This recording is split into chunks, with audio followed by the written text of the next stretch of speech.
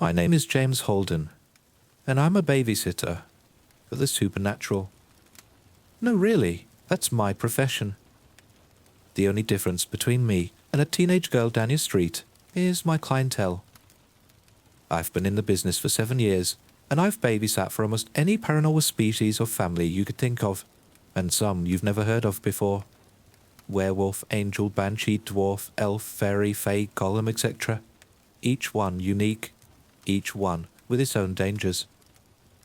Don't get me wrong, I love my job, but that doesn't mean it's not challenging or safe. It all started 7 years ago. I was that aforementioned teen, living down the street, babysitting to make money on the side. It was a moderate business. I mostly babysat for the same few families, with the occasional stranger who'd been pointed in my direction by my regulars. It wasn't the best income, honestly. For the most part, my rate sat right on, or slightly below minimum wage. It was a good job for me. It let me earn some spending money without taking up too much of my time.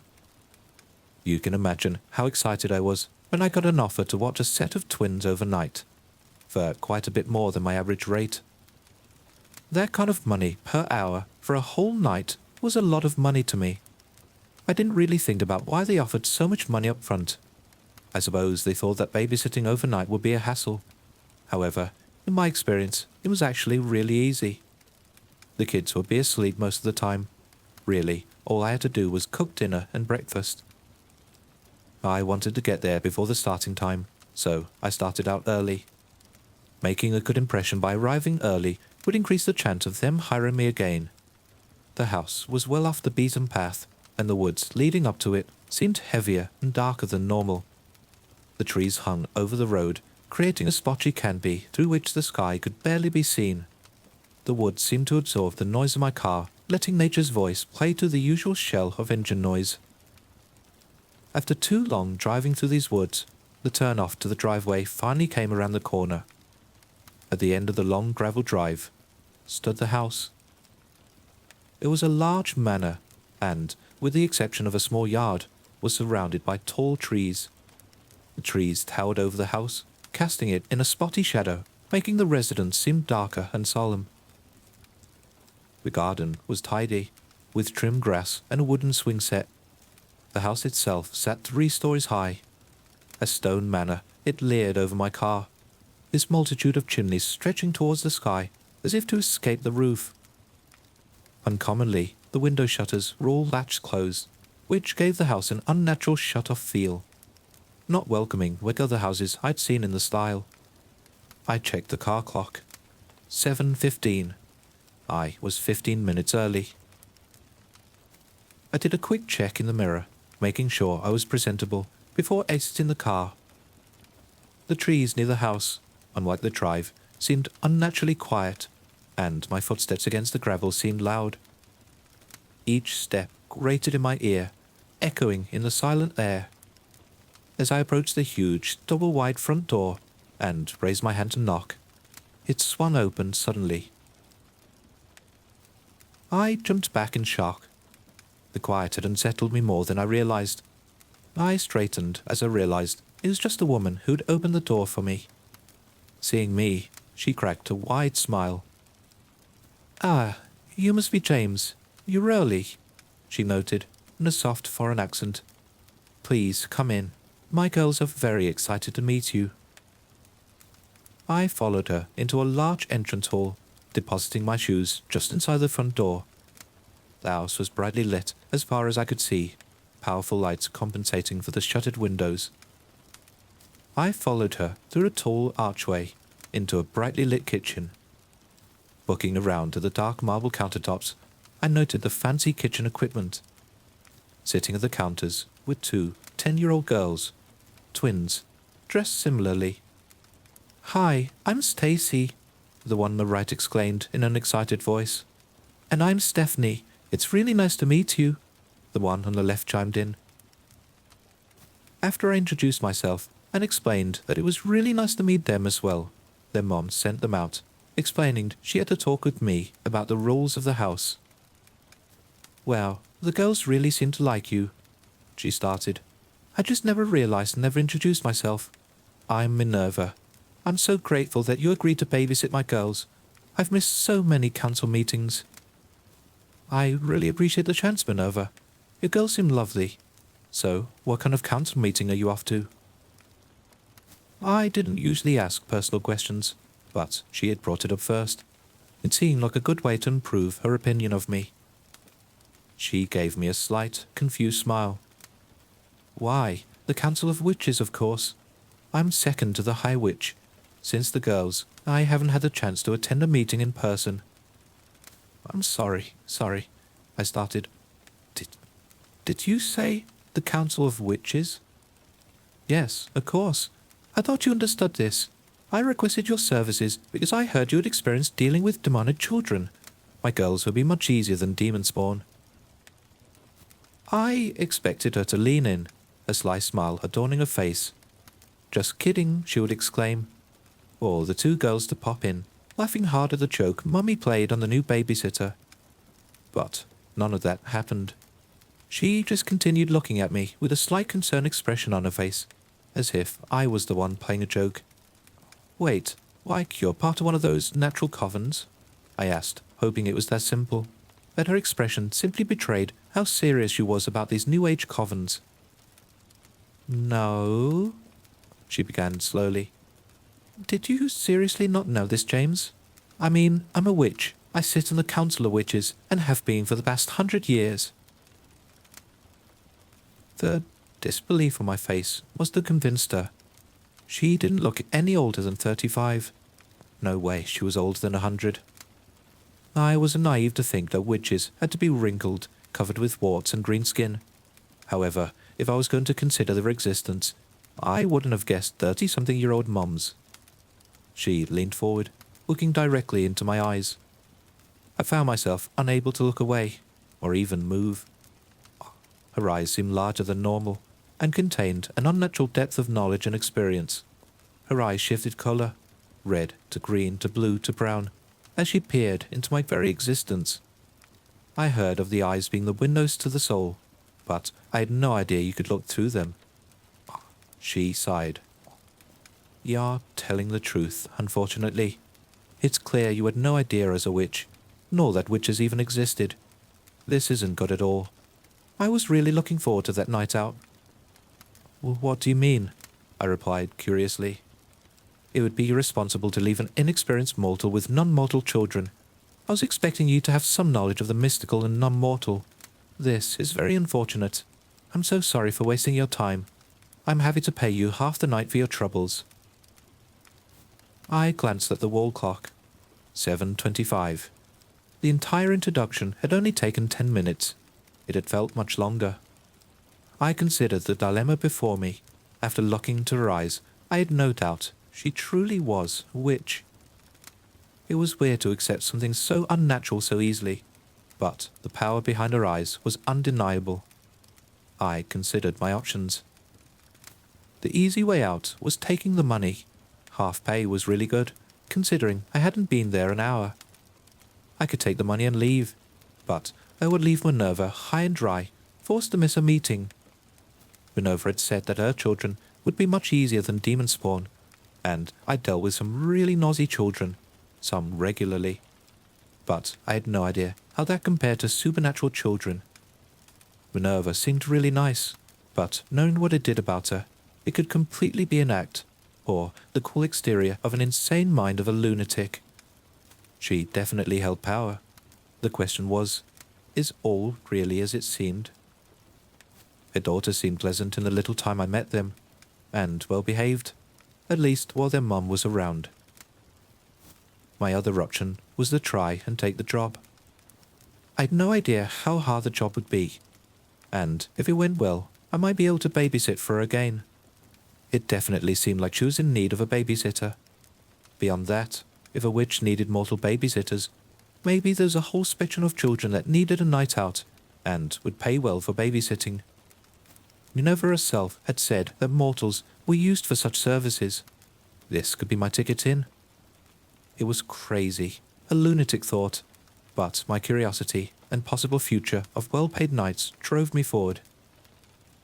I'll do it, if you let me, I said, trying to sound confident, I really hoped this was the right choice. I had little idea what exactly I was getting myself into. James, that's very sweet of you, but... She started, but I could see the indecisiveness in her eyes, and made a decision. Look, one night can't hurt, right? I've babysat plenty before. This can't be too different. I'll be very vigilant, I interrupted. Think of it as a trial run. If it goes well, you'll know I can do it. Okay, let's call this a trial run then. I wouldn't even consider this if my meeting tonight was any less important. She agreed, then carried on. I really have to get going, but there are some things you need to know. This won't be like anything you've ever done before. Before we begin, I need to know. Can you handle scary? Don't answer immediately. Really consider this. There are things you are completely ignorant of, and you have to be able to keep a level head. I really had to lock in on myself at that point. This was my last chance to just leave. I could take the money and just go. What things would I see that would have Minerva asking such a question so seriously? Of course I got scared. Everyone did. However, compared to my friends, I noticed it took quite a bit to get me. Honestly, back then, I think if I knew what I knew now, I would have taken the money and walked. I was ignorant and confident, and I remember what convinced me was the thought, no matter how bad it is, it's only one night. I was pretty stupid back then. I can handle myself, was my response, for better or worse. Excellent. And she gave me the same striking smile as before. I've written up a short letter detailing a few rules you must follow. Let me reiterate, you must follow these rules. I left my phone number at the bottom of the page. Call me if anything goes wrong. If you break a rule, heaven forbid, call me immediately. Got it. I was feeling better now. It just sounded like she had stricter rules than most parents. After reminding me to read the letter and to lock up, she went off to a conference, or council, or whatever. After locking the door, I took a deep breath and walked back to the kitchen to read the letter. Dear James, thank you so much for watching my girls. I'll have no doubt you'll find them to be quite the little angels. Listed below are the rules you need to follow in regards to both the children and the house. This really shouldn't be too hard of a job. The girls should go to bed not too long after I leave, and will wake up until around 7. I should be back at 9. Most of your job will be housekeeping duties in regards to the upkeep of the house. Call me if anything goes wrong, and call me immediately if a rule gets broken. Many of the rules are time-based, so I suggest you set alarms or keep an eye on the clock. Number 1. The girls are very good at taking care of themselves. They have already had dinner and will go to bed at 8. They may want to play board games or cards until their bedtime. Number 2.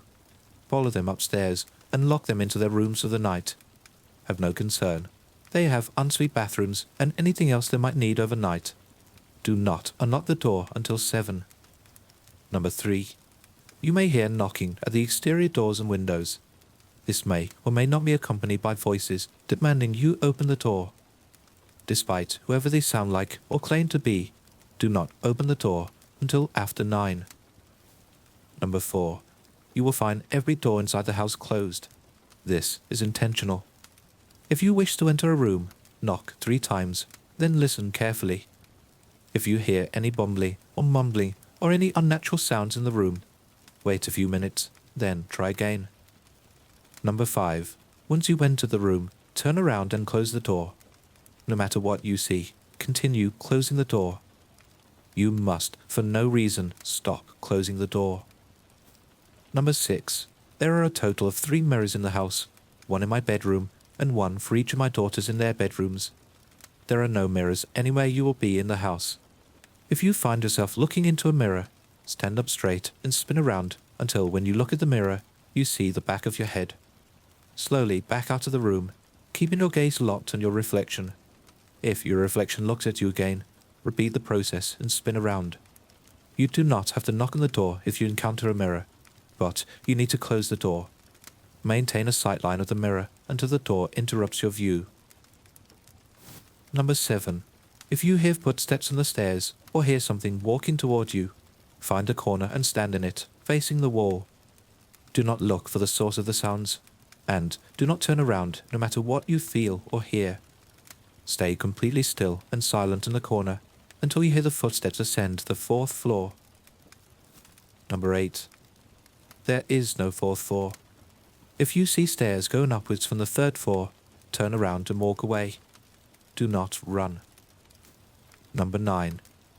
I recommend avoiding the 3rd floor, but you are welcome to sleep there if you wish.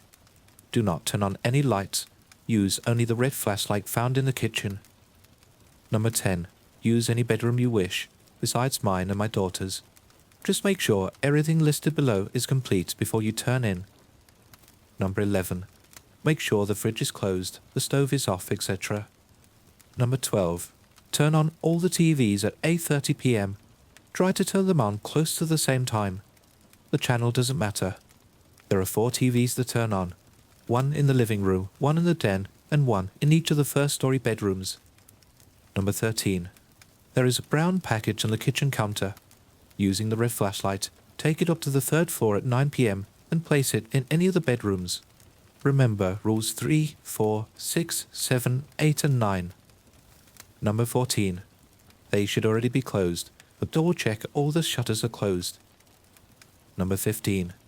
Go to bed at any time. Just make sure there is a glass of water at the counter at 9:15 p.m. Do not enter the kitchen again until 9:30 p.m., regardless of what you hear. Just follow these instructions and everything will be a breeze. Take good care of my girls for me. Minerva. After reading the letter, I was wishing she had let me read it before leaving. This was crazy. What did some of these even mean? Why did there have to be a glass of water on the counter at exactly 9:15? And what sounds was I gonna hear?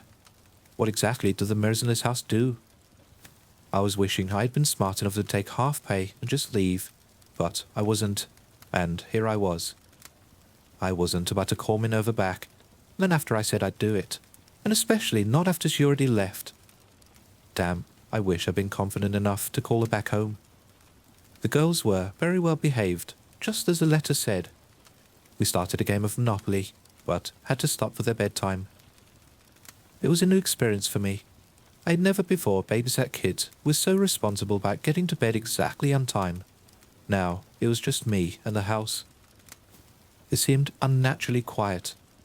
There would have been sunlight outside still, but the house had many shutters, and the only light came from the numerous lamps and ceiling lights. I glanced at my watch. 8:25. It was a nice watch, with the ability to set multiple alarms. I went ahead and set alarms for 8:30 p.m., 9 p.m., 9:15 p.m., 9:30 p.m., and 9 a.m., which seemed like a lot to me. I went back to the kitchen and had a look around. It was a big modern kitchen, a kitchen island in the middle, a wall of counters to the side, and, of course, the quintessential stove and fridge. Nothing out of the ordinary. I went ahead and found the red flashlight and placed it next to the brown package.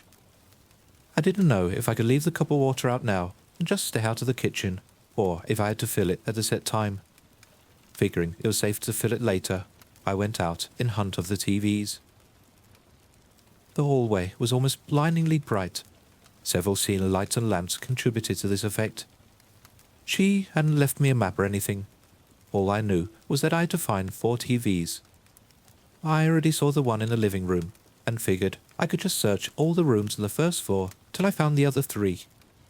In my head, I had reassured myself that it all must be a joke on the new babysitter. Sure, Minerva had looked sincere, but any actor could look sincere. My reasoning at that point was that I would follow any trackable rule. Moving a package should know. Turning on TVs, there would also be an obvious tell. The glass of water would be a visible sign if I'd follow the rules. However, she would have no idea if I looked into a mirror, or if I opened a door correctly. Actually, she might be able to know through sensors or something. I had no idea how complex this was. I made my mind up. At the first door, I would follow all the rules to a T. The perfect babysitter. Then I would check the door and see if I could find any sign of equipment. If not, I could just drop the excess rules. I'd met some eccentric parents with weird requests before. I figured Minerva was just one of these, albeit a bit more eccentric. I found a door and, checking the rules, knocked thrice. Hearing nothing on the other side, I entered. Turning round inside, I closed the door firmly. I found myself in a medium-sized bedroom with a TV hanging on the wall. Examining the door with all the scrutiny I could manage, no trace of center equipment was found. Figuring this was all the reason I needed to ignore the rules, I turned on the TV and returned to the hallway. 2 down, 2 to go. A bedroom and a den, according to the letter. I returned to the hallway and sought out the next room. Coming up to the second door, I barged in like I owned the place, and froze. The scene before me was a gory massacre. It looked like a dungeon out of a horror film, filmed with malicious instruments of pain. Sitting at a tool bench facing away from me was what looked like a wiry man. He seemed indifferent to the scene, and indeed some of the filth appeared to be soaking into his loafers.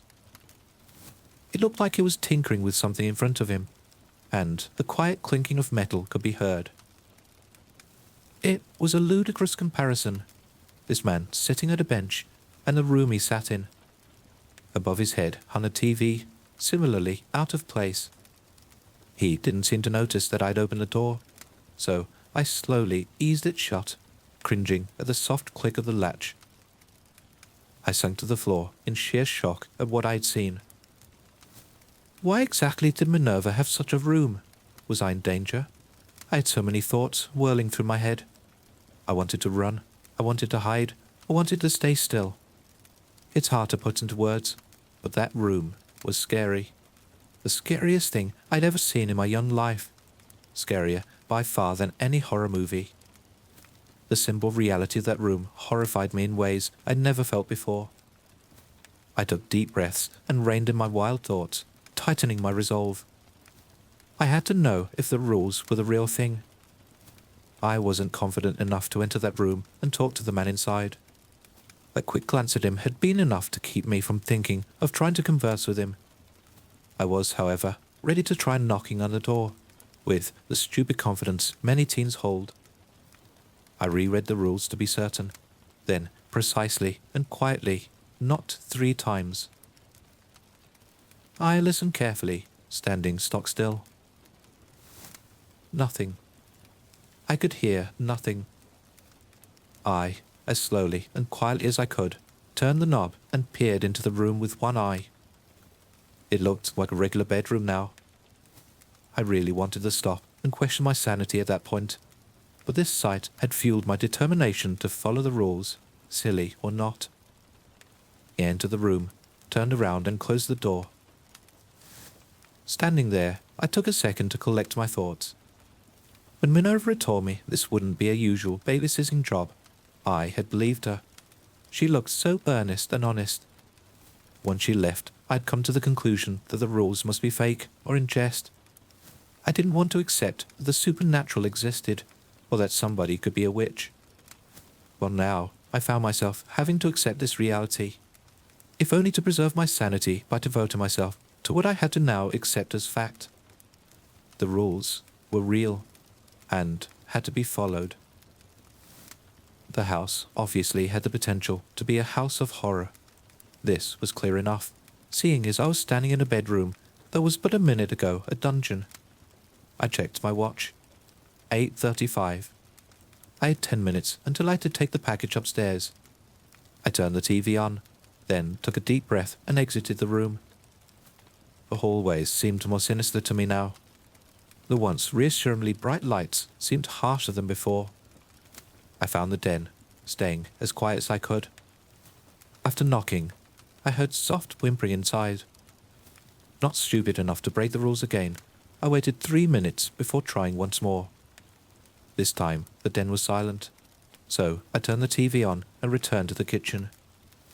Having to wait for the door had thrown off my time, and I grabbed the package along with the flashlight. Heading upstairs, I considered my situation. I figured everything would be fine as long as I followed the rules. They had to be clung to with a desire for life.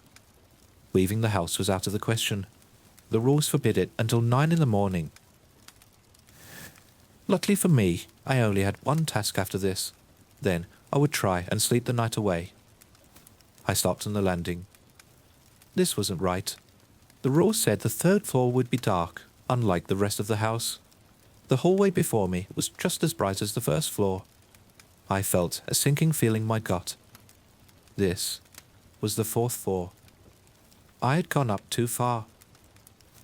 The hallway before me looked exactly like the first floor hallway, but there was no end in sight. Just a hallway full of doors and lamps stretching on into the distance. I considered what to do. Going back down the stairs sounded like the obvious option, but that might be the very thing that sets my fate. Maybe I had to go forward, or even enter a certain room. While I stood there, building up the courage to call Minerva and tell of my colossal screw-up, I heard a sound on the stairs below me. Step, drip, drip.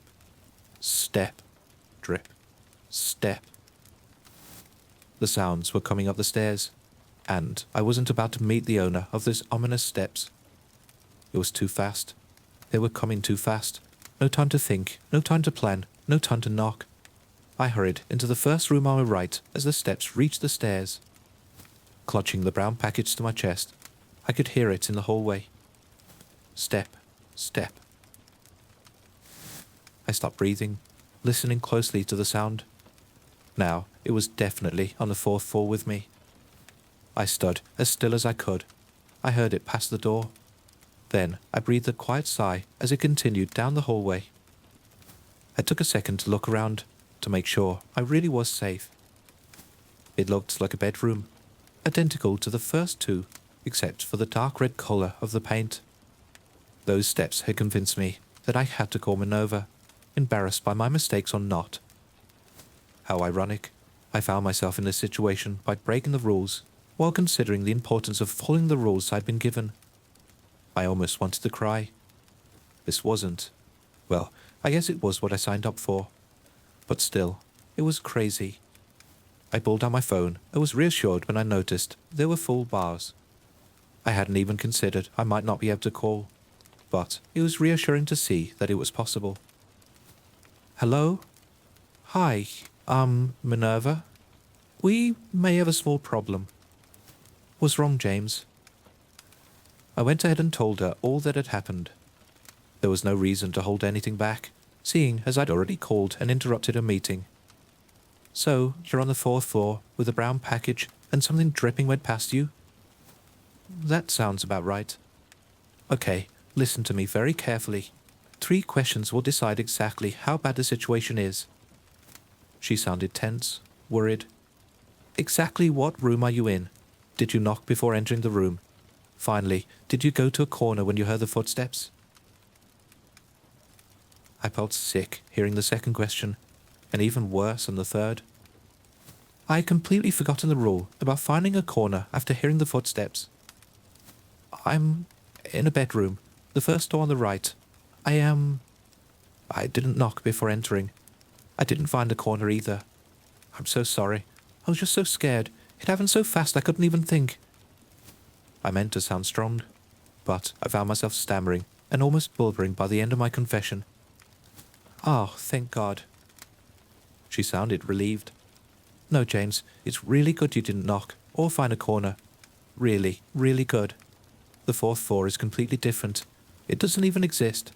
It's very complicated, but basically the rules are different there. If you had knocked or entered a corner, this would be a lot worse.